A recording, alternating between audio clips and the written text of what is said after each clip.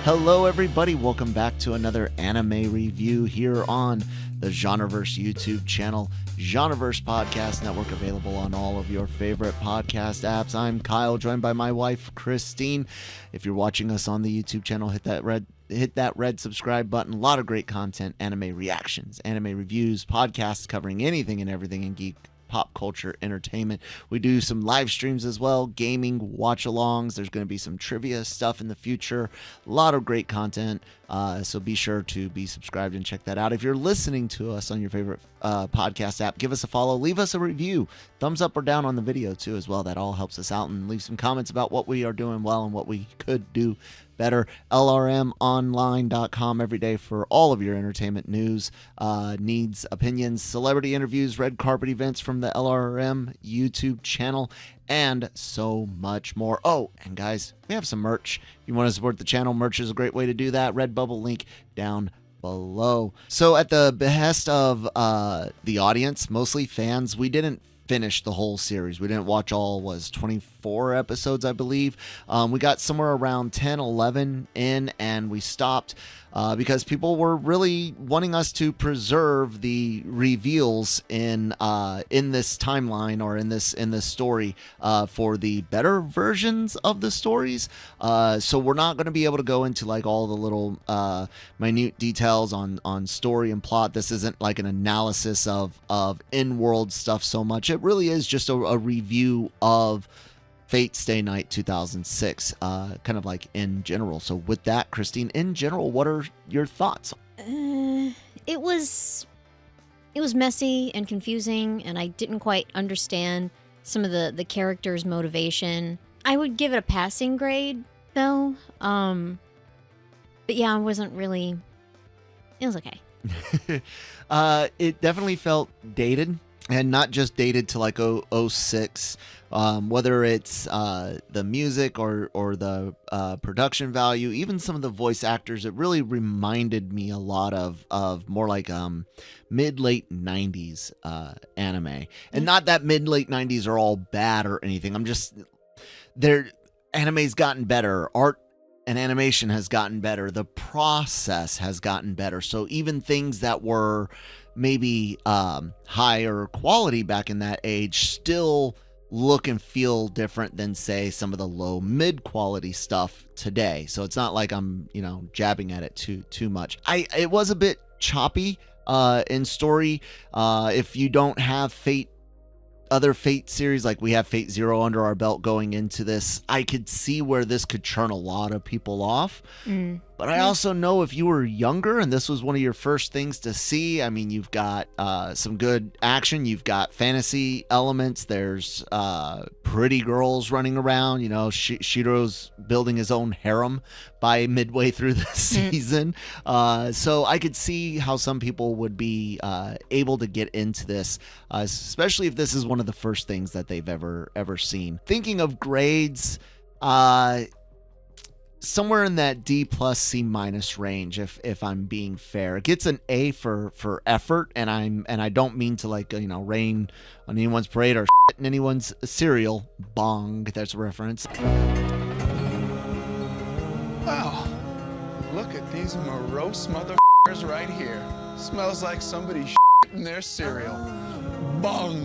That was good. Come on in. But yeah, it's definitely got some issues. What would you grade it? I'd give it a D. Okay.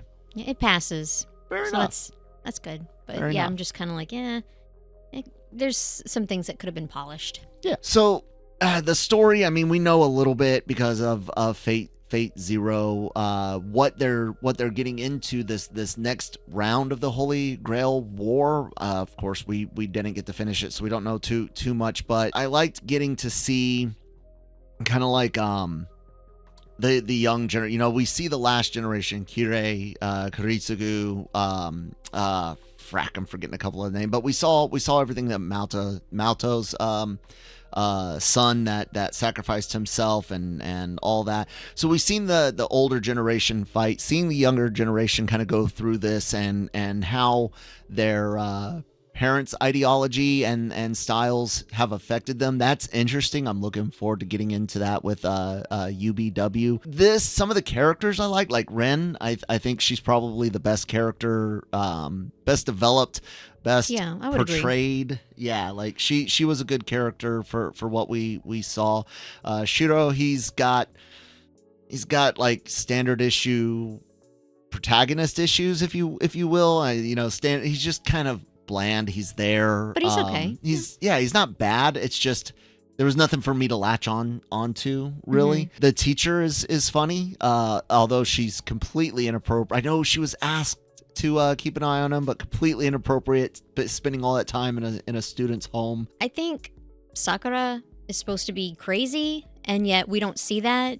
When we watched Fate Zero, that kind of put that in our brains, and yet we don't see it here. So maybe it'll happen later.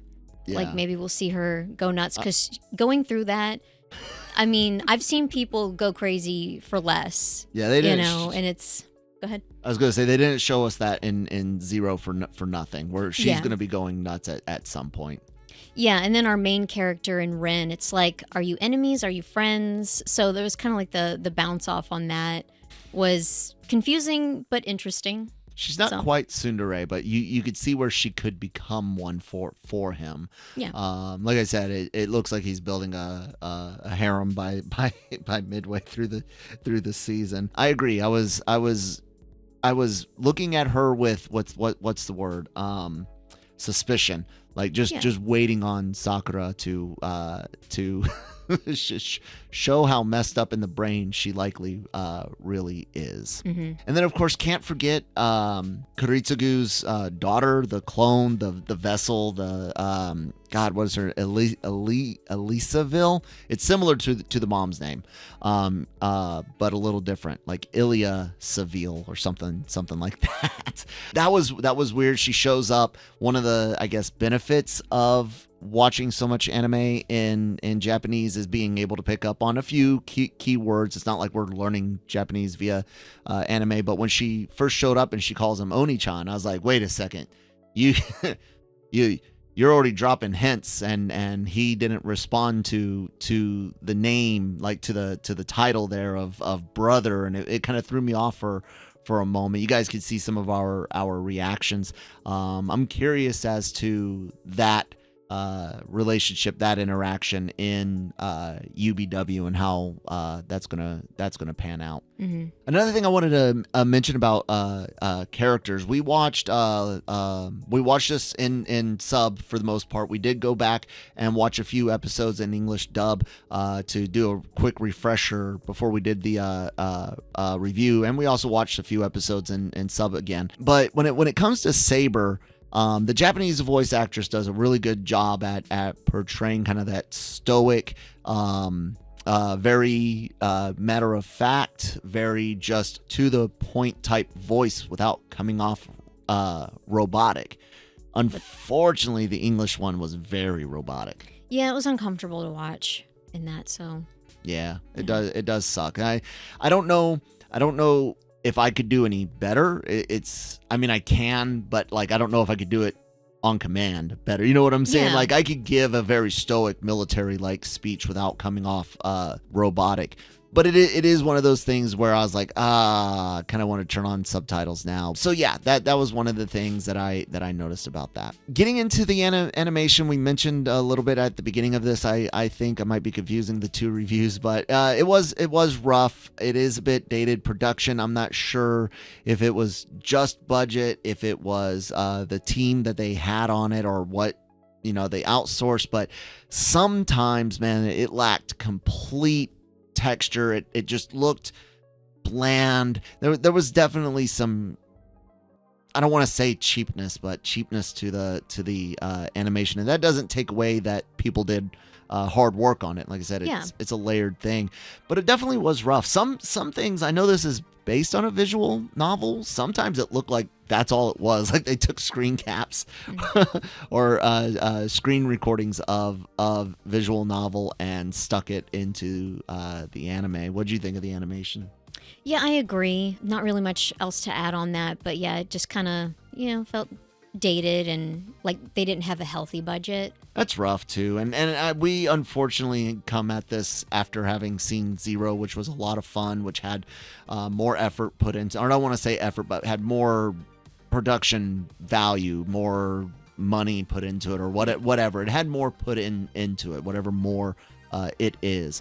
Yeah, and the same with the music, where it's just, it's a product of its time. Yeah. Yeah. I wasn't feeling the intro. If you did, good on you. And the outro, whatever. They're not going to be added to my playlist anytime soon. Like you said, dated. It's really one of those series where it's kind of both fortunate and unfortunate that we've seen other stuff. If this is your favorite Fate, hey, all the more power to you. If you hated this, I can see that. I can see that as well. The good news is, Christine, there is more to come, and apparently better to come. So yeah, I'm excited.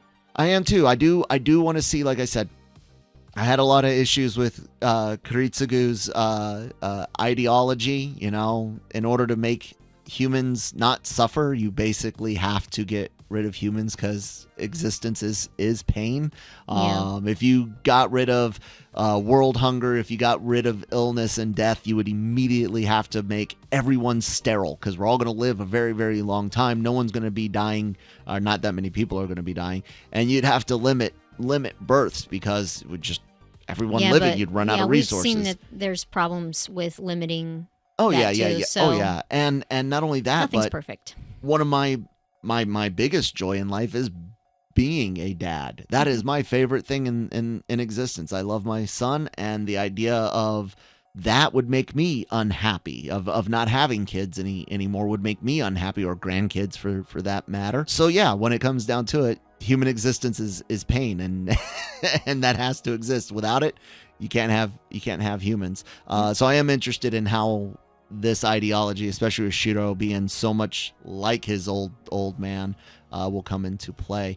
You guys will be able to watch that with us on our Fate Stay Night Unlimited Blade Works reactions, which will be coming here in the very, very near future. So yeah, you guys will definitely be able to follow along with us as we continue on with Fate. Please do watch more content, listen to more content. Genreverse YouTube channel, Genreverse Podcast Network on all of your favorite podcast apps. LRMonline.com, the written entertainment news. The podcasts are available. YouTube videos are videos from LRM's YouTube channel, celebrity interviews, red carpet events, and so much more. I mentioned the podcast merch, link in the description box down below, guys. It was a lot of interesting stuff going on in this one, and we are looking forward to getting into Unlimited Blade Works, and hope to see you guys there.